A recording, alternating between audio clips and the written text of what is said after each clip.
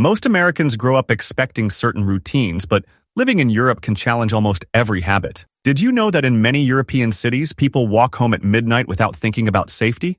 In Madrid, for example, it's common to see families strolling after dinner, with no impulse to look over their shoulder. In the US, the idea of safety after dark is very different. Moving to Europe means adjusting to new routines, many of which would surprise an American used to fast meals, long commutes, and busy schedules. This video will break down 9 key ways Americans change after spending a year in Europe. Insights come from real-life forums, expat testimonials, and research, not from advertising but from daily life and honest accounts. The goal, to show the real contrasts and small details that rarely appear in guidebooks or travel shows. Before we continue, make sure to subscribe.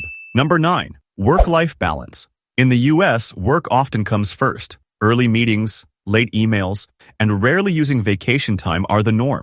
Many Americans stack their days with deadlines, skipping family dinners and trading rest for productivity. In much of Europe, the rhythm is different. France and Germany guarantee at least 4 to 6 weeks of paid vacation by law. Most offices in Paris and Munich empty out by 6 p.m. During lunch hours, co-workers actually leave their desks for a proper sit-down meal. In Vienna's Stadtpark, in a Lyon bistro, or under trees nearby. Phones stay out of sight. It's rare to see someone eating fast food over the copier or commuting with a sandwich. For Americans, this slower pace can feel odd at first. The discipline shifts from squeezing in work to protecting personal time. Family, hobbies, and rest get more space. What might look like laziness from afar turns out to be a different kind of focus, making well-being just as important as productivity. It's a small detail, but it changes everything. Americans realize that not every minute needs to serve a schedule. Number 8. Nighttime safety. Safety in Europe shows up in daily routines. In many U.S. cities, parents keep close watch on playgrounds and avoid walking home after dark. Gun violence and higher crime rates shape evening activities.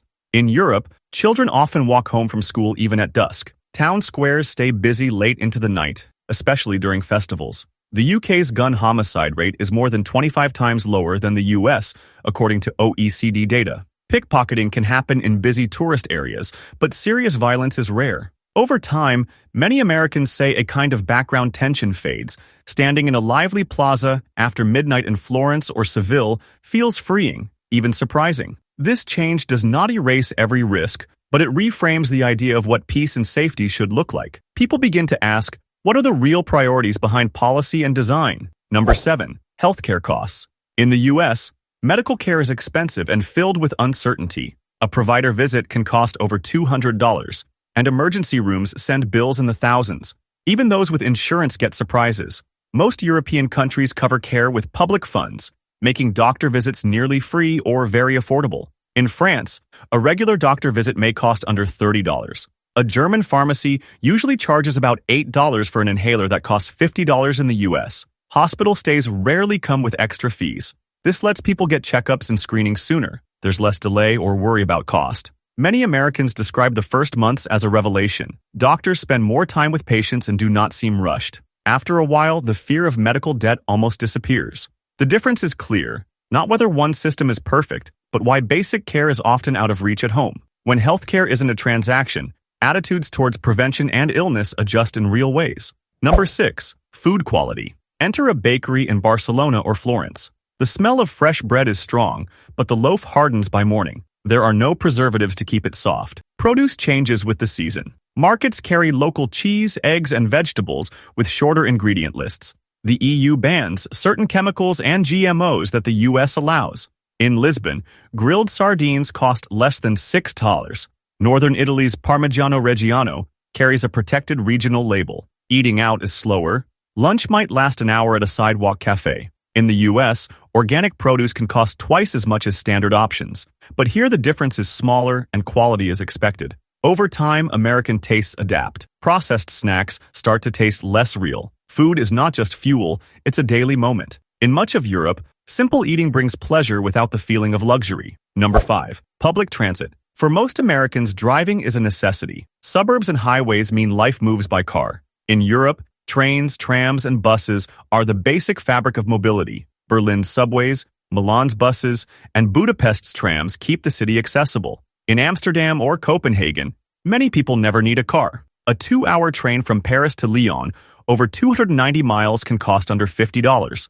In Vienna, a transit pass for the year is about 360 fires, the cost of a latte each week. Stations are often clean, busy, and safe. Americans quickly notice no need for long commutes, parking headaches, or car payments. These changes go past cost saving. Grocery runs, social visits, and weekend trips feel simpler. Americans often rethink why distance and traffic rule their own lives back home. Number 4. Speaking multiple languages. In most of the U.S., English is everywhere. European cities often sound like a language classroom. Cafes in Brussels display menus in French, Dutch, and English. Swiss students move between German, Italian, and French. Many schools start language lessons by age 6 or 7. It's common to meet people who use 3 or 4 languages every day. This opens doors. Local radio, international friends, cross-border work. Americans discover that being monolingual is unusual, not standard. Adjusting takes effort, but many learn enough for daily life. In time, speaking or hearing new languages becomes less about skill and more about being open to the world. Number 3. College and cost. Higher education in the U.S. is built on loans and high fees. Private colleges often cost over $3,000 per year, and graduates pay loans for decades.